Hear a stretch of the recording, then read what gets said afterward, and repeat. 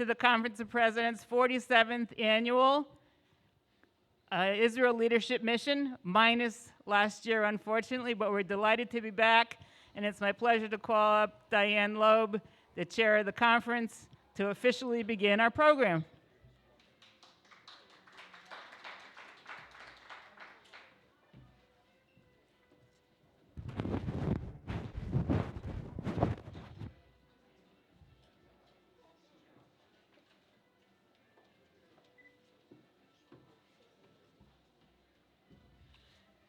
Good morning, everybody. It's a pleasure to be here. I'm actually going to do some formal welcoming comments in a minute. I really just want to begin by introducing our first guest. We're very, very much delighted to have Dani Dayan, the chairman of Yad Vashem, the World Holocaust Remembrance Center, a position he's held since August of 2021. Prior to his position at Yad Vashem, he was well known to all of us as Israel's Consul General in New York from 2016 to 2020. Previously, he served as chairman of the Yesha Council, and before that as the chairman of the board and CEO of Elad Software Systems Limited. Dani, I don't see him. He was outside. There you are. Okay, please, come on up. Thank you.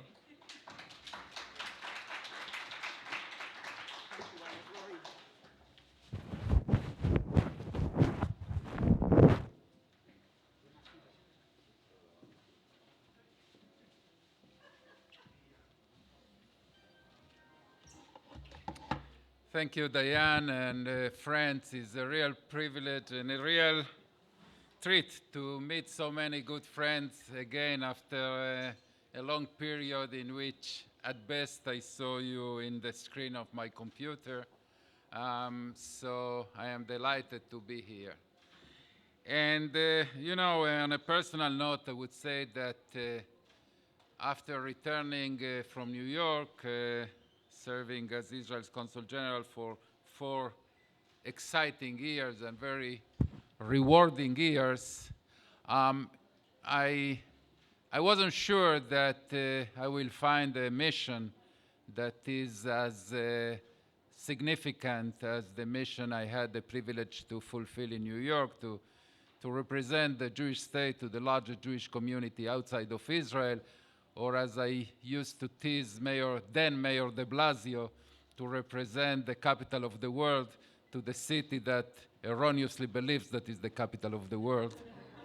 But then I must admit that there were only a handful of missions that I would have taken, but definitely to chair Yad Vashem with the historical significance as it has, and for me, a person that really lives Jewish history, was definitely at the top of that list, and it's really a huge privilege to lead Yad Vashem. If we can ask to turn off that music, that will be even better.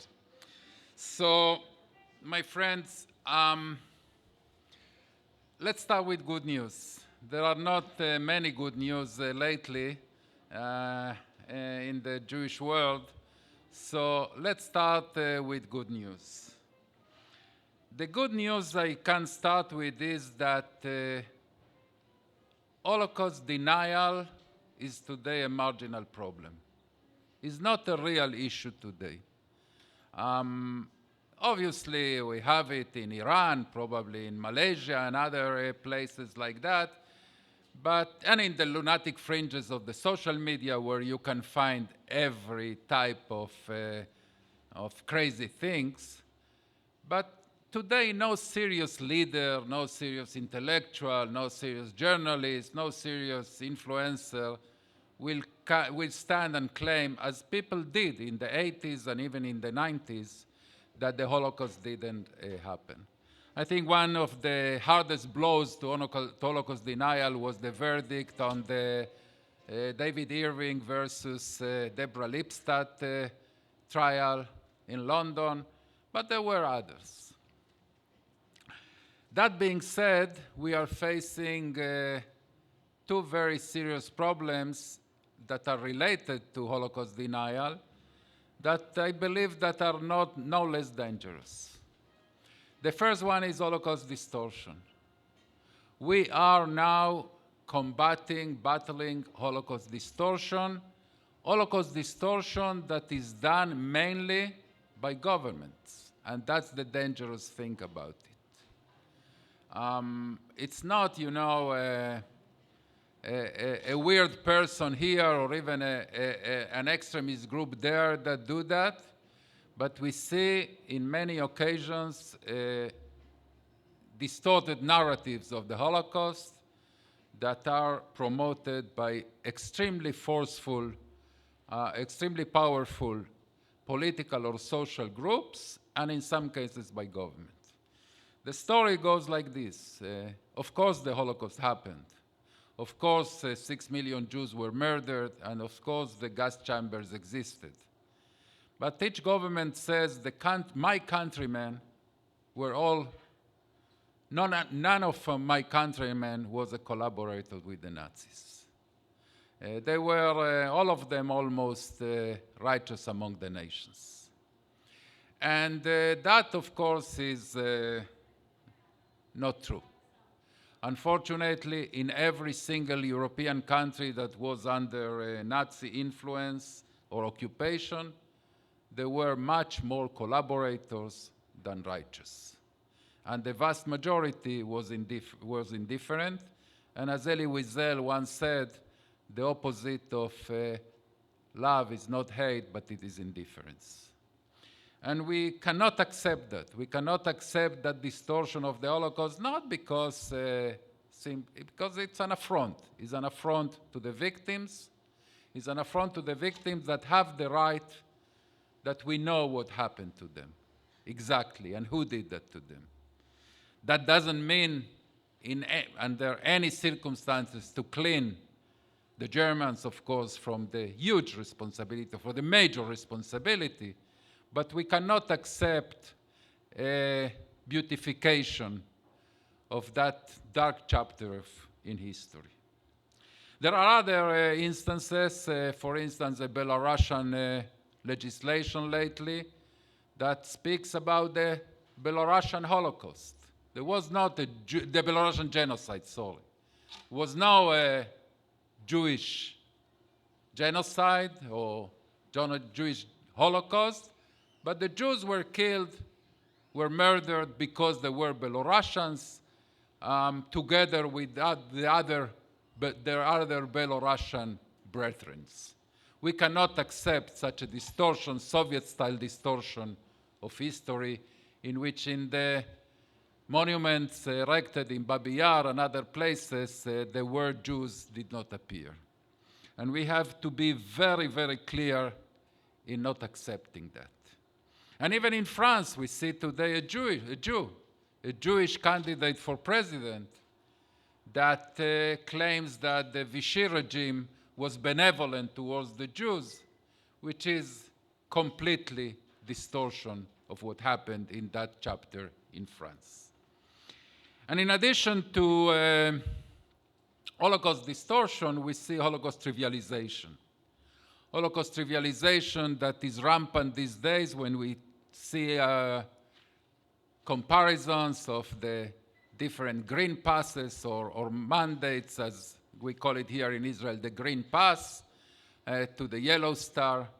We see comparisons in television, in primetime US television, of Dr. Fauci to Mengele, and things like that.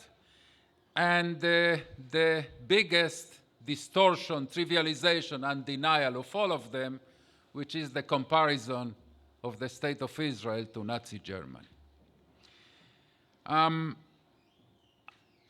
We see the Holocaust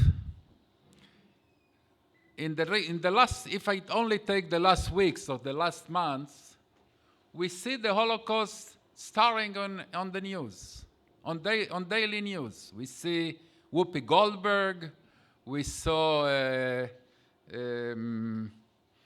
Frank, we saw a lot of instances in which the swastikas with the trackers in Canada, and many other occasions. I think that, that is not bad news. that means that the Holocaust is still relevant, is still present in the discourse. The problem is how you use that relevance of the Holocaust to the discourse. If you want my take on Whoopi Goldberg, it is that she was not malintentioned. She was simply ignorant and didn't have a clue what the Holocaust was and what anti-Semitism is. And that shows how much work we have ahead of us to do. Holocaust Remembrance, which is the mission that Yad Vashem has the responsibility to do. Holocaust Remembrance in general and Yad Vashem's mission in particular should stand on 4 pillars. The first pillar is mourning. Yes, 6 million Jews were murdered. This is a very serious reason for mourning. That's the reason that when you come to Yad Vashem, you will not see flags waving in the air. Yad Vashem is a place to bow heads, to shed tears, and to pray silently or reflect silently. I must tell you something very personal. When I visited Auschwitz, and it was many years ago, as a private person, as a Jew, as an Israeli, as a Zionist, I couldn't stand the Israeli high school students wrapping themselves with an Israeli flag. And believe me, I love the Israeli flag. It can bring me to tears.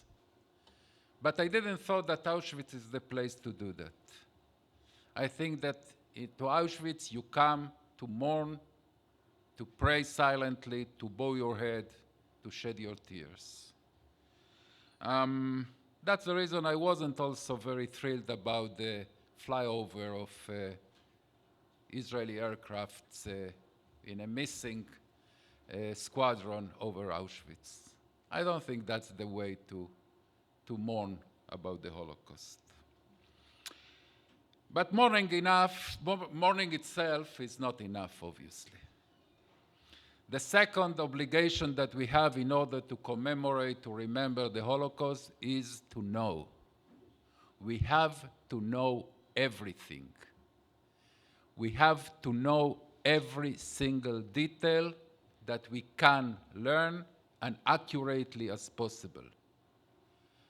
That's the reason Yad Vashem is obsessed, and I use the word obsessed even if it has negative connotations, because it is an obsession, it's a positive obsession that we have to search every single archive that has even one bit of information about the Holocaust, about the Shoah. I can tell you that now we are in the process of getting access to one of the last black holes in Holocaust research, in Holocaust documentation, which is the Vatican. And I am sure we will find extremely interesting things there. It costs us a lot of money, it costs us a lot of manpower and effort, but we have that obligation to do. Why? Why do we are so obsessed with gathering every single bit of information about the Shoah? This is a complex question. Is it for the future generations? Yes, of course it is for the future generations. It is only for the future generations? No, I don't think so. I think that we have an obligation to the victims. And I would like to explain why. Imagine that figurative Jewish girl, let's call her Hannah Gittel, from Białystok in Poland.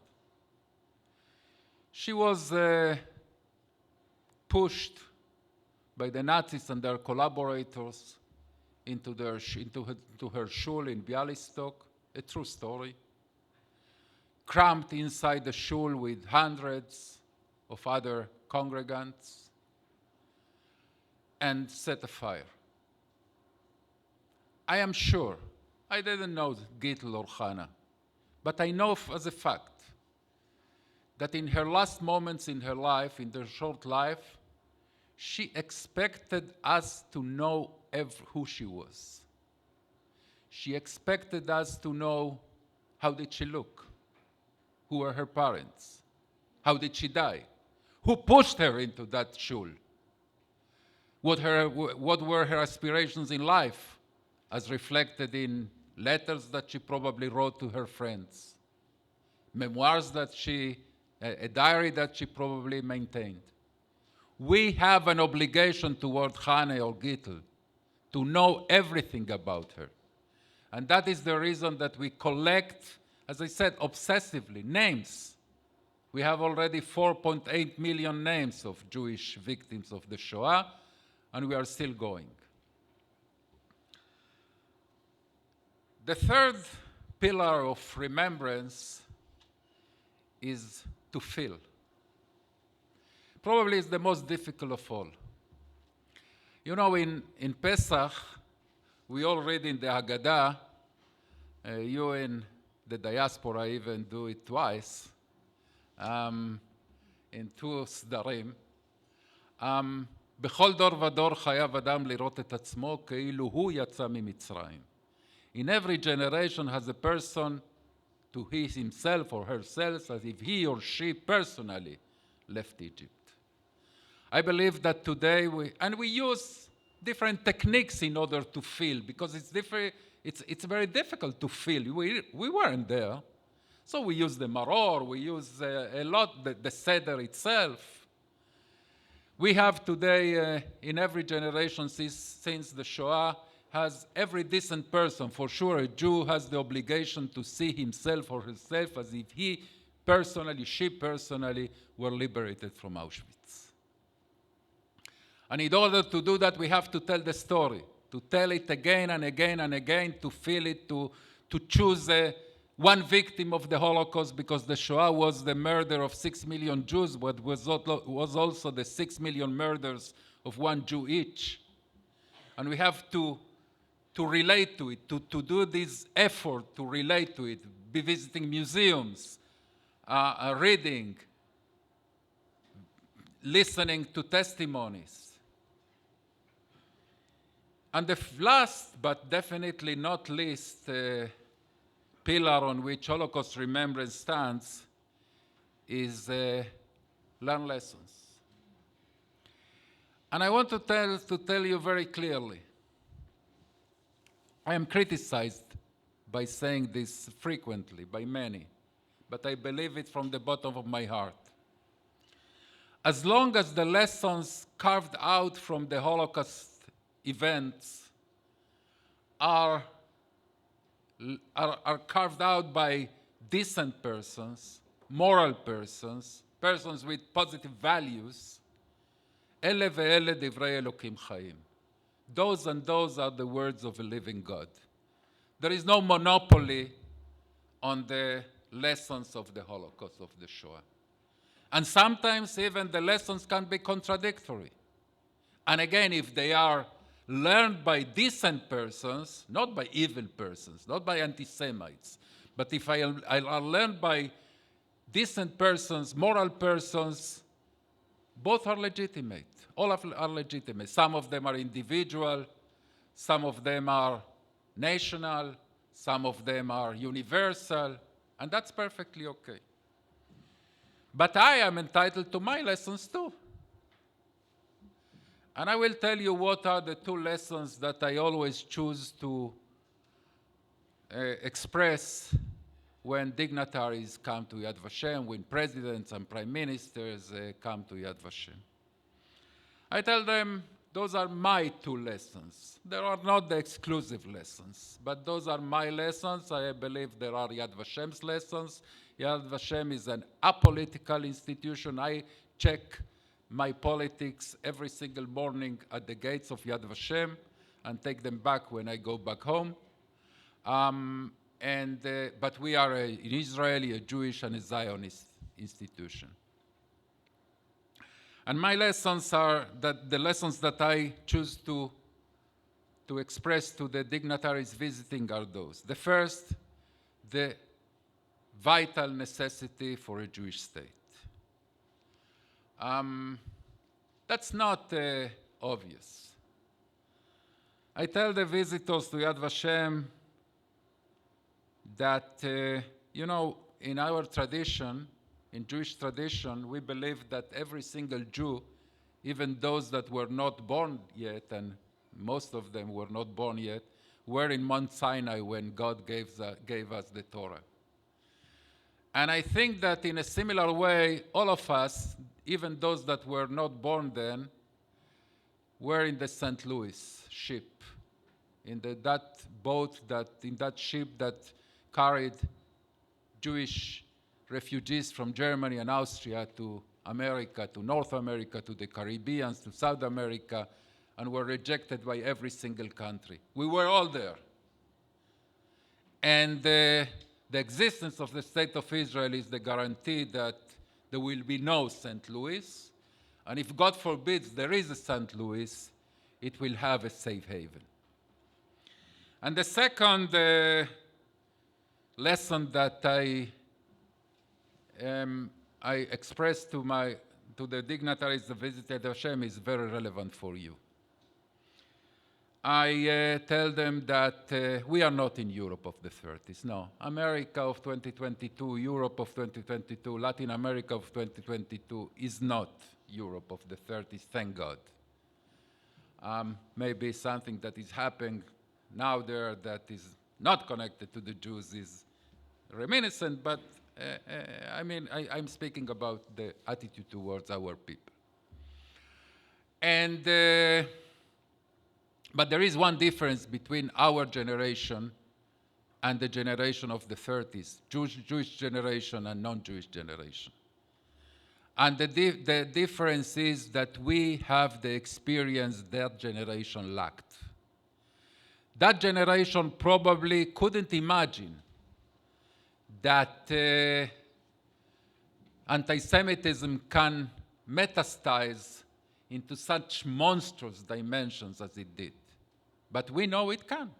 How do we know it can? Because we witness, we know that it happened once. And if it happened once, it can happen twice.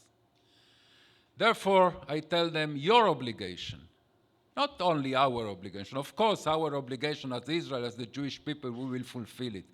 But your obligation as the Chancellor of Germany, as the Prime Minister of the United Kingdom, as the President of Colombia, is to stand against anti-Semitism when it is small, when it is starting to raise its ugly head.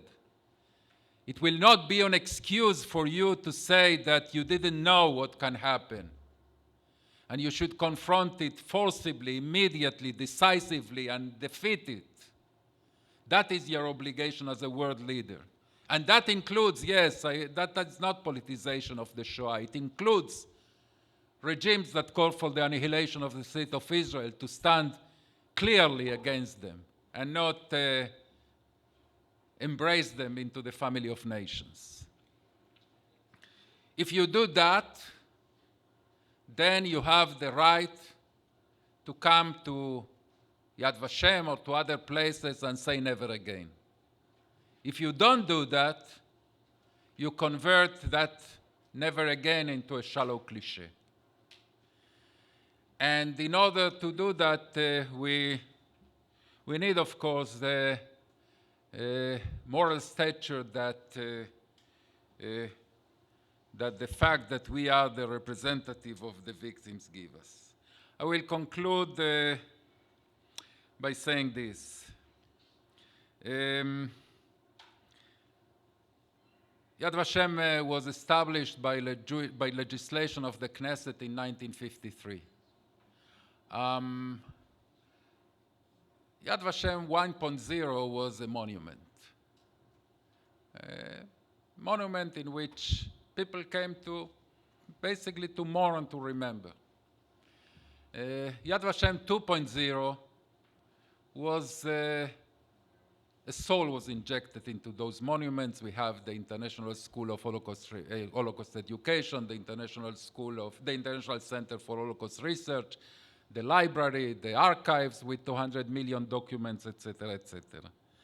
Yad Vashem 3.0 that I intend to lead in the coming years will be basically based on three things.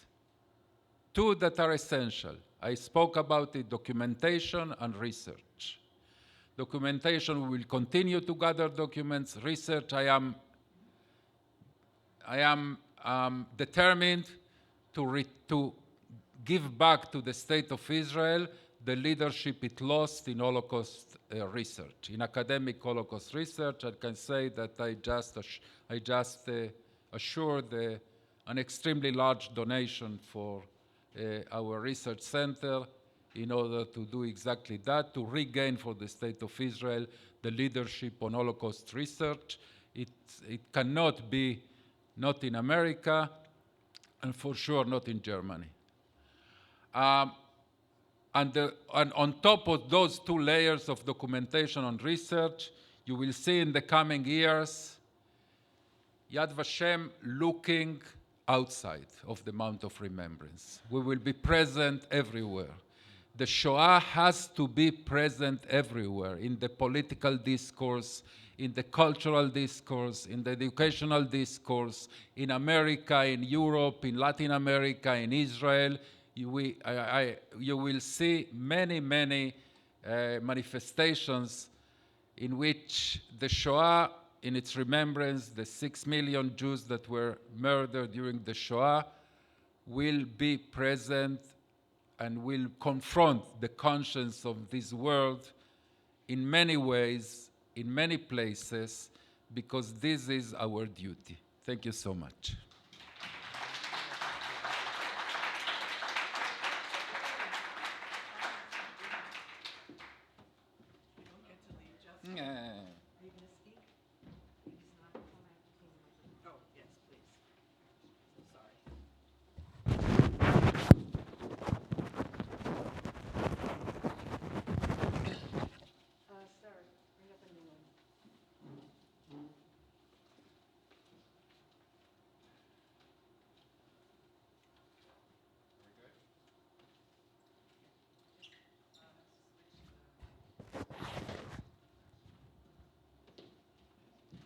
Okay, so now you're seeing our COVID challenges.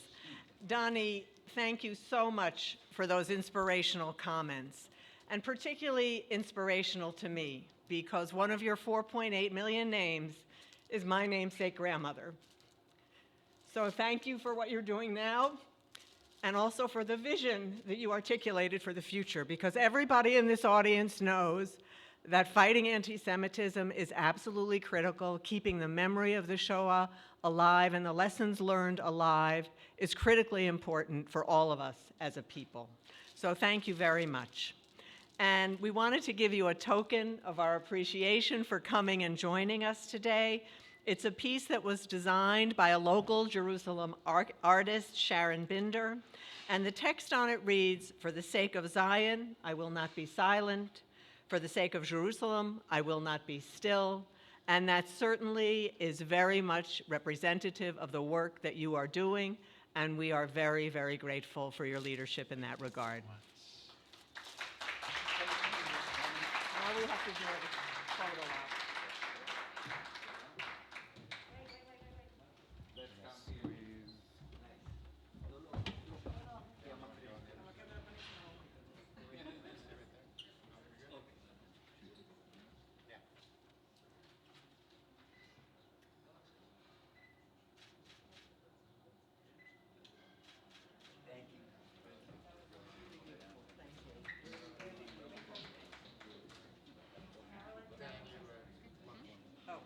You want to tell everybody to go to lunch?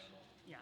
Okay, why doesn't Diane do it so we don't have to clean the mic again? Okay, yeah. Okay, we're not going to clean the microphone. Carolyn was going to speak, but please, everybody get yourself some lunch, and then we'll begin the program again at 1, Carolyn? Okay, thank you, everybody.